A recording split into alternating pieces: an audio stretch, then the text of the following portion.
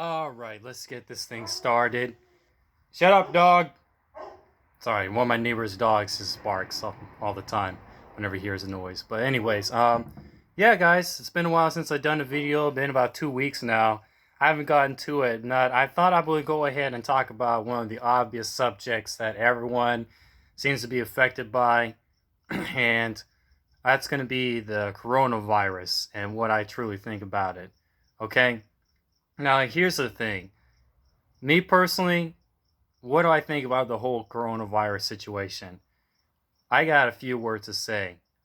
Other than people like myself, the rest of you, honestly, have lost your goddamn minds. Okay? Let me give you an example how I've seen this affect me personally. See, I'm bringing up this again. I work at Red Lobster as a line cook. And what I've noticed within my work is that first thing they do with my managers is that they give me a form to look over, talking about if you have any flu-like symptoms or if you're falling sick, you must call off of work and not come in until you're feeling better. And if you do come to work when you're feeling sick or have any of these symptoms relating to the coronavirus, you will be suspended or possibly fired. And I have to sign it and with my signature, and the manager has to sign it. But also, what I noticed at work is that my job has been very, very, very slow. I've been working in pantry in the mornings over at the restaurant, and hardly anybody's coming in. Really. It is so slow that you might as well could have possibly just called the day off and just not even bother going into work. That's how bad it has been. And just tonight, I went out to do some grocery shopping over at my local Costco and my local Sprouts, two of the main stores I like to go shopping at.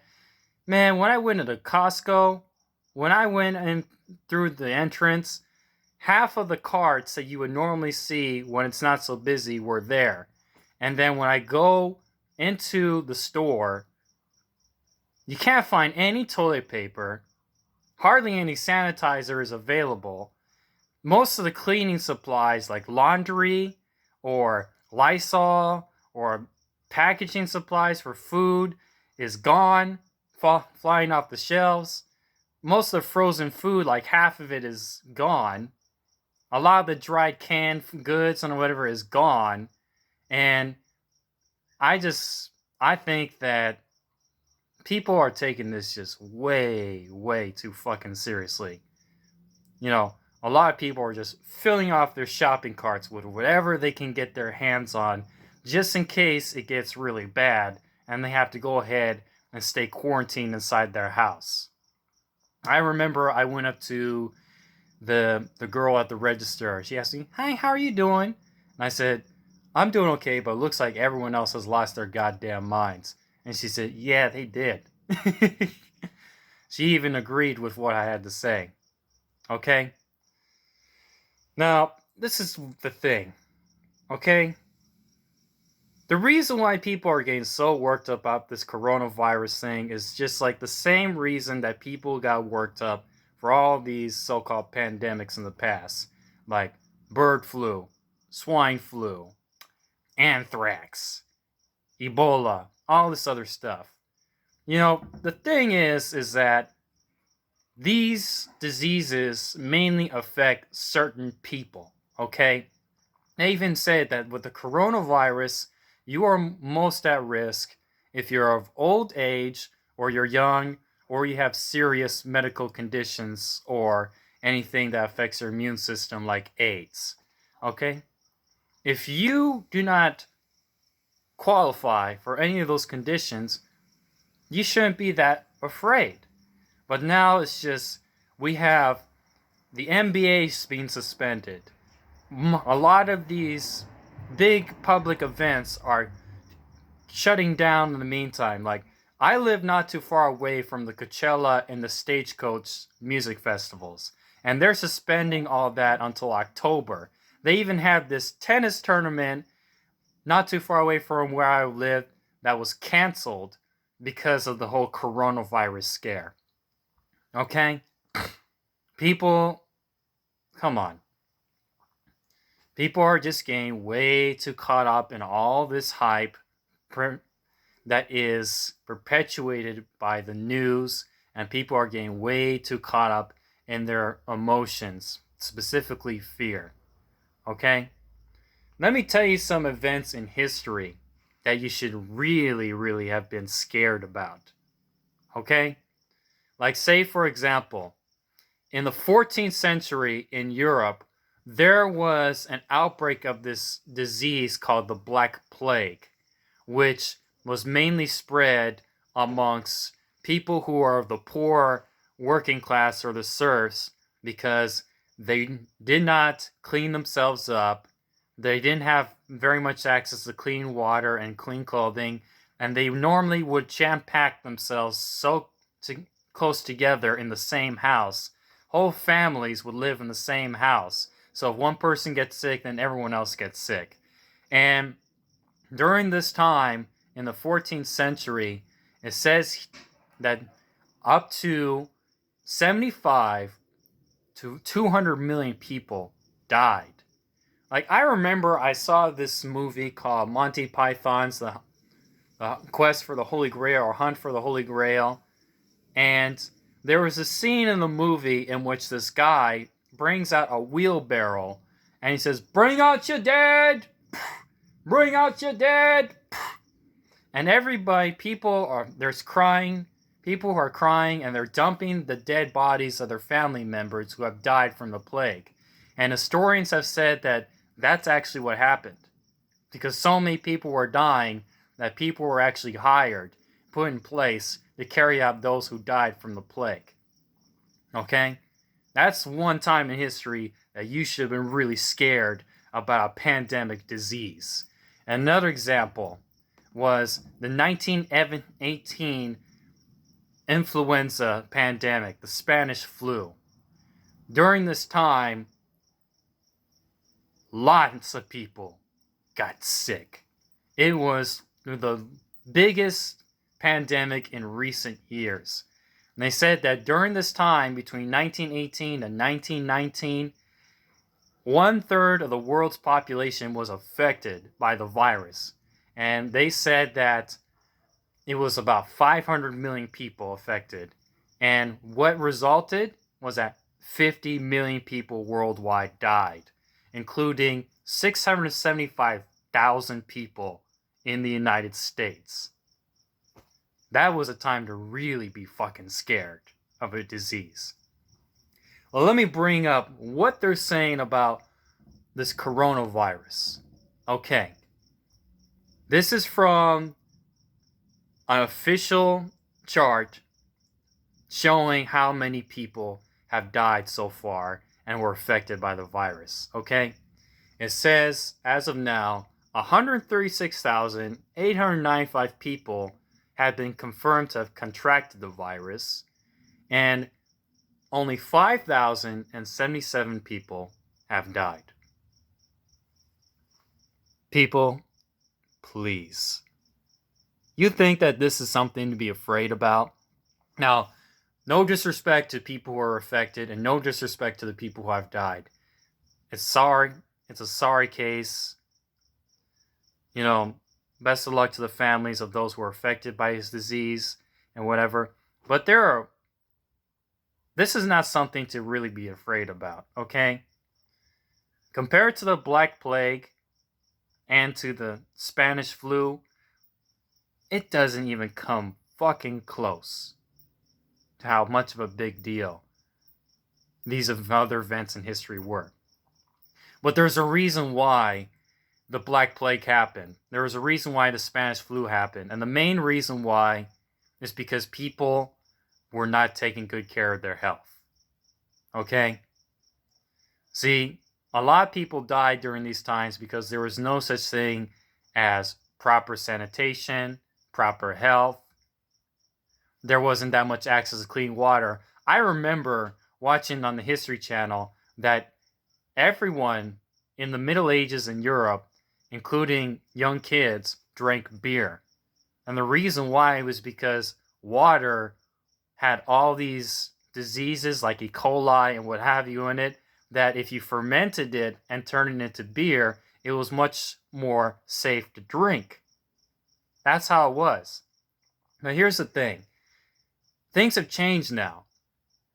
Our access to healthcare is so much better.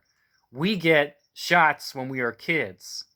We are able to clean ourselves daily and use proper hygiene products in order to take care of ourselves.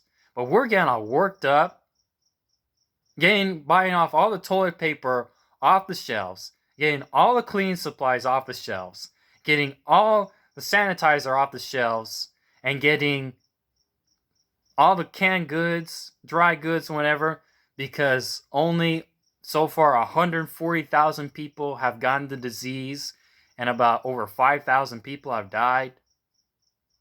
I'm not scared. I'm not scared of that. I was just going through Costco and Sprouts just looking at all this, how short supply they are for everything, and I was just laughing. I was laughing.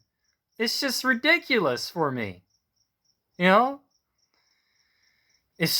People get way too caught up with the hype from the media and their emotions of fear. Okay? Let me tell you something. I really don't care to watch TV or the news that much. I tap into it for the big issues every once in a while. For the most part, I don't watch TV. I don't get caught up with too much what's going on. Because like Andy Warhol, this famous painter, has said, whenever I watch the news, it's always bad news. Or something along those lines. You know, one of the things I notice whenever I watch the news is it's always something bad happening. And a lot of times they blow it out of proportion. This coronavirus thing is another classic example. And many other classic examples from the past has been shown. Like Y2K, anthrax, the swine flu, the bird flu, Ebola, and all this other stuff. Okay? How's that happened? When it happened, has it strongly affected the world like the Black Plague or the Spanish flu has? No. There were a lot of people that got sick, and there were people that died. But it mainly affected those who were more at risk because they had poor health or poor hygiene. And that's just the consequences of when you don't take good care of yourself and you have poor health. You know, you're more likely to get sick. Even a lot of people every day die from the flu more so far than people who die from the coronavirus. Let me see. Let me check this out. How many people die daily from the flu? Let's see. Disease burden of influenza. Let's check this out. Hold on. Let me try to get this thing. Okay. Alright, here's what it says. This is from the CDC website. And it says, the CDC estimates that influenza has resulted between 9 million to 45 million illnesses, between 140,000 to 810,000 hospitalizations, and between 12,000 to 61,000 deaths annually since 2010. Just from the flu. And then we're all getting worked up about this coronavirus, okay? But here's the main reason why I think people are so worked up about it is because there hasn't been a cure for it yet. And just because Tom Hanks has it, or some notable NBA player has it, now everyone's getting all scared and worked up. You know, people, don't buy into this whole fear-based hype that the news gives you, okay? I remember when I was in college, and I took briefly for 2 weeks this class on news reporting and writing. And one of the first things I remember being taught in the class by the professor was, if it bleeds, then it leads. See, that's the thing. What news reporters do is they tap into people's fears. And the most primal fear that people have is the fear of death. Okay? That's why when you see the news, oh, terrorist attack, bunch of people die. Mass shooting, a bunch of people die. Earthquake, a bunch of people die. Hurricane, a bunch of people die. Now they got this whole thing of coronavirus. Oh, so-and-so got contracted with the disease. Or there's been these confirmed cases in this country, and these people have died. It's a game they play, okay? It's a game that they play because that's what gets them the most attention. Alright? They know that people react more based on fear.